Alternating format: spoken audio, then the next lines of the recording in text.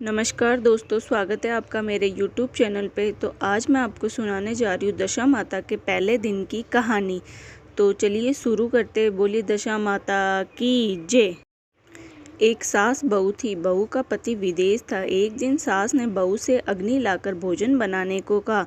बहू गांव में अग्नि लेने गई, पर किसी ने उसे अग्नि नहीं दी और कहा कि जब तक दशा माता की पूजा न हो जाएगी अग्नि नहीं मिलेगी। बहू खाली हाथ घर लौट आई और सास से कहा कि गांव में दशा माता की पूजा है, इसलिए कोई अग्नि नहीं देता। शाम को सास अग्नि लेने गांव में गई। तब स्त्रियों ने कहा कि सवेरे बहू आई थी, परंतु हमारे यहाँ पूजा नहीं हुई थी, इसी कारण अग्नि नहीं दे सकी। सास अग्नि लेकर घर के दरवाजे तक पहुंची ही थी कि एक व्यक्ति बछड़ा लिए आया और उसके पीछे ब्याई कलोरी गाय थी। उसने पूछा कि यह गाय क्या पहलोठी ब्याई है? आदमी ने कहा हाँ, बछड़ा है। सास ने बहू से कहा हम तुम भी गंडे ले और व्रत करे। दोनों ने गंडे की पूजा की। सास बहू ने 10-10 अर्थात 20 फरे बनाए। 21वां एक बड़ा फरा गाय को दिया।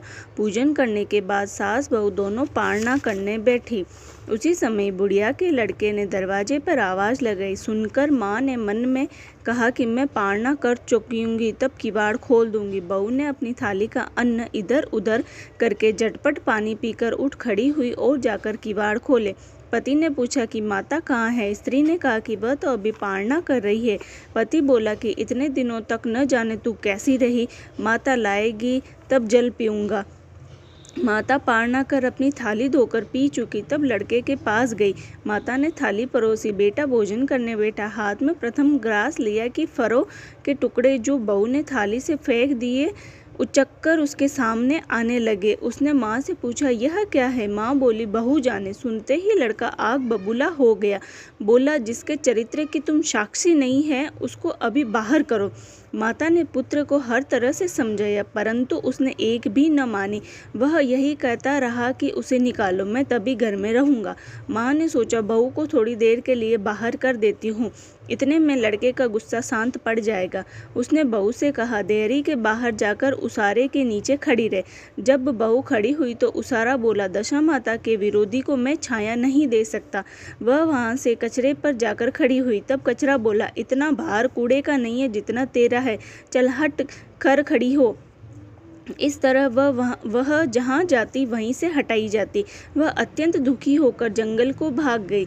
जंगल में भूखी प्यासी फिरती फिरती वह एक अंधकूप में गिर पड़ी, पर उसे चोट न आई। वह नीचे जाकर बैठ गई। उसी समय राजा नल शिकार खेलते खेलते वहां आ पहुंचे। उनके हाथ के सब लोग बिछुड़ गए थे। वे प्यास के मारे भटकते हुए उसी कुएं के पास आए जिसमें बहू गिरी हुई थी। राजा नल के भाई ने कुएं में लोटा डाला तो बहू ने उस लोटे को पकड़ लिया।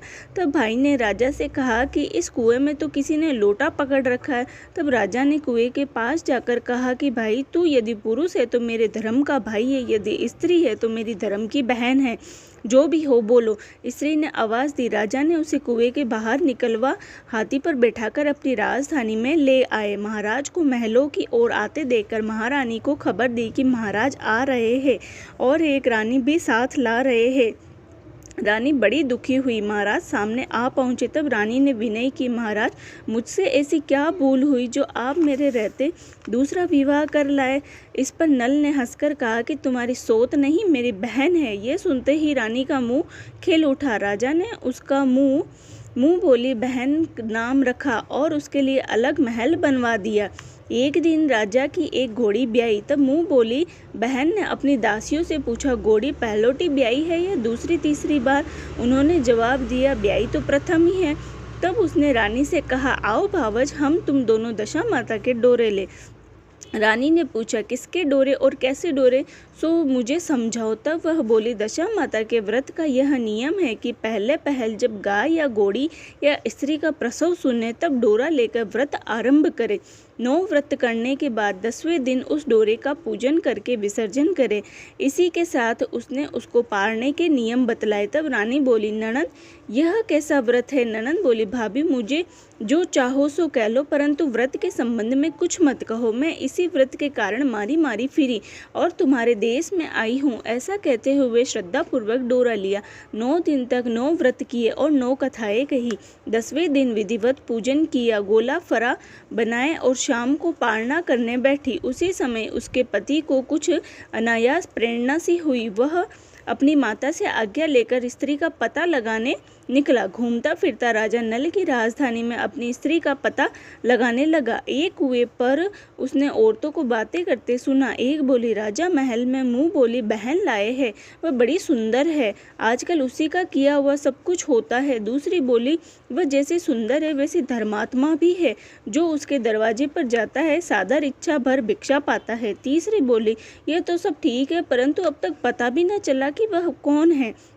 बातें सुनकर वह साधु वेश बनाकर राजा नल की मुंह बोली बहन के महल के द्वार पहुंचा और आवाज लगाई तो प्रबंधकर्ता उसे भिक्षा देने लगे। उसने भिक्षा लेने से इनकार कर दिया और कहा, जब भिक्षा देने वाली खुद आकर भिक्षा देगी तब लूंगा। तब लोगों ने उससे कहा, इस समय वह दशा माता का व्रत करके पारणा कर रही है, तब तक ठहरे रहो। वह चुपचाप बैठा रहा। पारणा कर लेने के बाद वह मुट्ठी में मोती भरकर लाई, परंतु पति को पहचान कर मुस्कुराती हुई लौट गई। दोनों ने एक दूसरे को पहचान लिया था।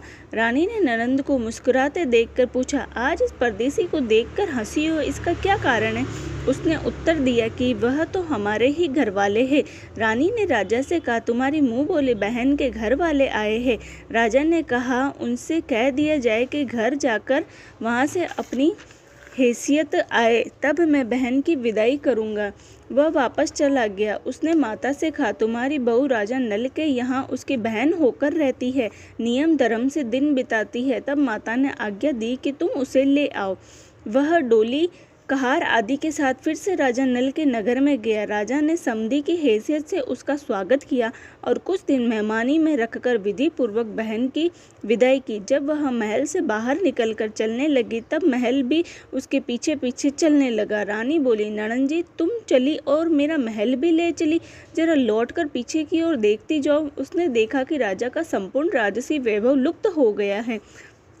वह स्त्री तो अपने पति के साथ जाकर आनंद से रहने लगी, परंतु राजा नल का यह हाल हो गया कि वे दोनों कमली कंथरी ओढ़े फिरने लगे। तब राजा नल बोले, रानी, जहाँ राज किया वहाँ इस दशा में नहीं रहा जाता है, इसलिए यहाँ से जाना ही उचित है।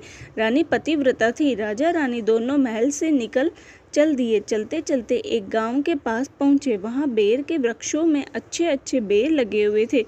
राजा रानी दोनों भूखे थे। वे बेर बीनने लगे, परंतु बेर लोहे के होते जाते थे। इस तरह से राजा व रानी जो वस्तु हाथ से छूते थे वहीं कंकड़ पत्थर इत्यादि होता गया। राजा रानी आगे बढ़े। रास्ते में उन्हें एक बनिया मिला। उसने राजा नल को पहचान कर राजा रानी को आटा दिया। वे आटा लेकर एक नदी के किनारे गए। वहाँ रानी भोजन बनाने लगी और राजा स्नान करने लगा। रानी ने रोटियां सेक कर रखी। जब राजा आए और भोजन करने बैठे तब रोटियां ईंट हो गई। राजा रानी वहां से चलकर अपनी मुंह बोली बहन के यहाँ गए। बहन ने सुना कि उसके भाई भौजाई आए हैं। उसने पूछा कि कैसे आए हैं, तो सुना कि लटके चिथड़े आए हैं और कैसे आए हैं। यह सुनकर उससे बड़ी लज्जा आई। उसने उन्हें एक कुम्हार के यहाँ ठहरा दिया। शाम को थाल सजाकर बहन खुद भावज से मिलने गई।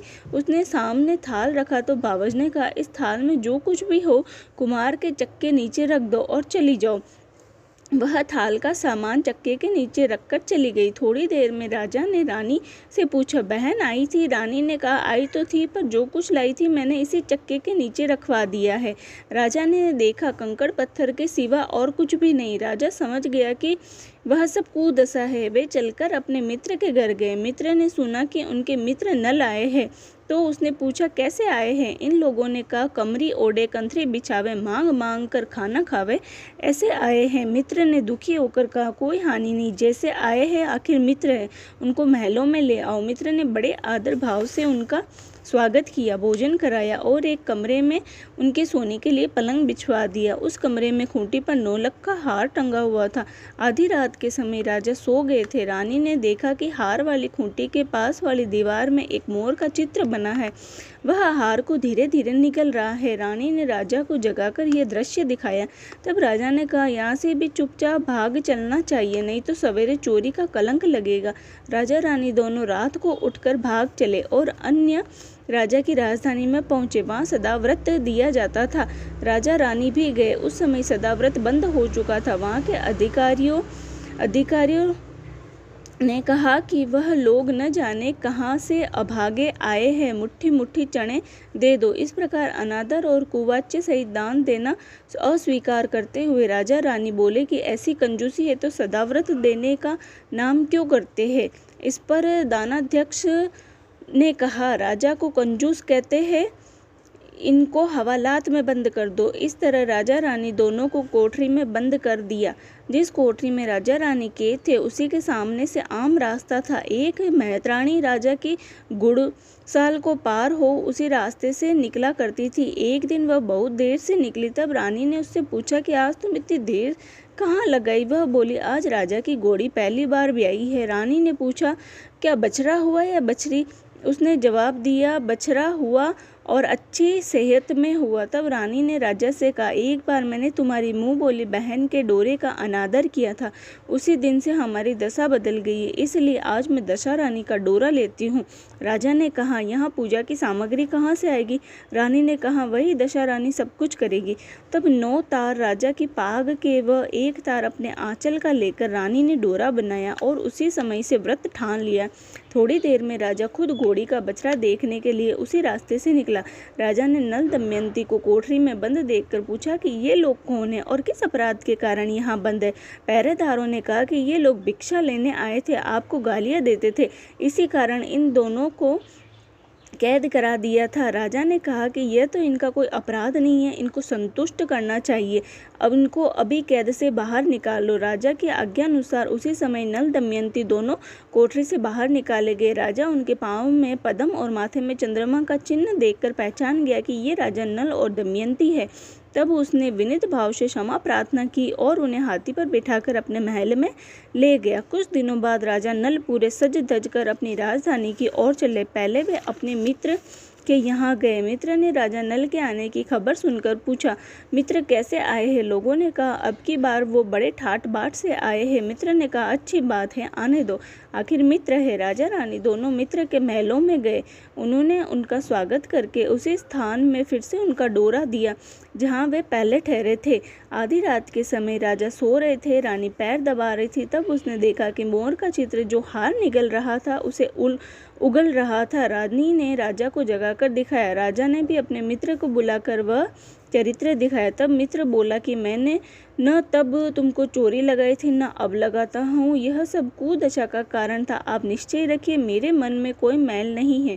मित्र के यहाँ से चलकर राजा मुँह बोली बहन के यहाँ गए। तब उसने जब सुना कि राजा भैया आए हैं तब पूछा, कैसे आए हैं? लोगों ने कहा, जैसे राजाओं को आना चाहिए वैसे आए हैं। उसने कहा, उनको मेरे महल में आने दो।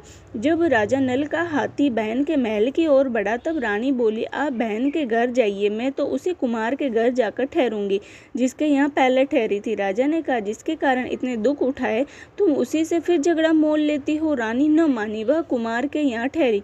राजा बहन के घर गए। शाम को ननंद बावच के लिए थाल लगाकर लाई और बावच के सामने रख दिया। तब बावच सोने चांदी के गहने उतार उतार कर रखने लगी और कहने लगी, खाओ रे मेरे सोने रूपों के गहनों, खाओ, हम नंगे भूखे क्या खाएंगे।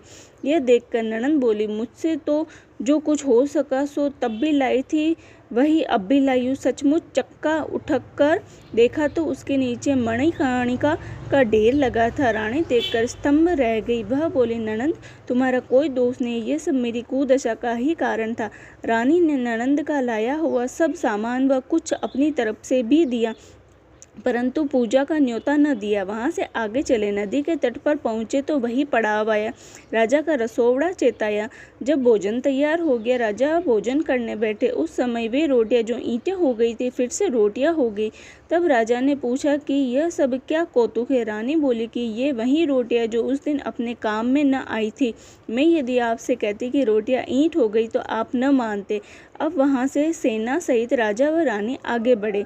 जब राजा नल की फौज अपनी राजधानी के पास पहुंची तब सबको अपने राजा को पहचान कर बड़ा आनंद हुआ। वे उन्हें महलों में ले चले। राजा रानी ने महलों में प्रवेश करके तुरंत ही दशा माता की पूजा का प्रबंध किया और सौभाग्यवती स्त्रियों को आमंत्रित किया। भोग के लिए सब तरह के पकवान बनवाए गए। आटे की बटी हुई 10 बत्तियां, 10 गुड़ व शक्कर की गुजिया और 10-10 अठवाइयाँ सुहागिनों के आंचल में डाली गई। सुहागिनों का श्रृंगार आदि करके दशा रानी की पूजा आरंभ हुई। कलश स्थापित होकर दिया जलाया गया तो बत्ती ही न जली। तब पंडितों ने विचार करके कहा कि यदि कोई न्योता पाने वाला न्योते से रह गया हो तो स्मरण किया जाए, उसके आ जाने पर दीपक जल जाएगा। रानी ने कहा कि मैं तो सभी को न्योता दिलवा दिया है, सिर्फ मुंह बोली बहन को न्योता नहीं दिया। राजा ने द्रुतगामी रथ भेजकर मुंह बोली बहन को बुलवा लिया। सुहागिनों को भोजन कराकर विदा किया गया। उसी समय राजा ने में हुक्म जारी किया कि अब से मेरी प्रजा के लोग दशा माता का व्रत किया करे। भगवती दशा माता ने राजा नल के कष्ट दूर किए, वैसे सबके दिन सुधारे। बोलो दशा माता की जय हो। ऐसे ही सभी व्रत के कथा कहानियाँ सुनने के लिए प्लीज़ मेरे चैनल को सब्सक्राइब कर देना। नीचे दिए गए लाल बटन को दबा देना।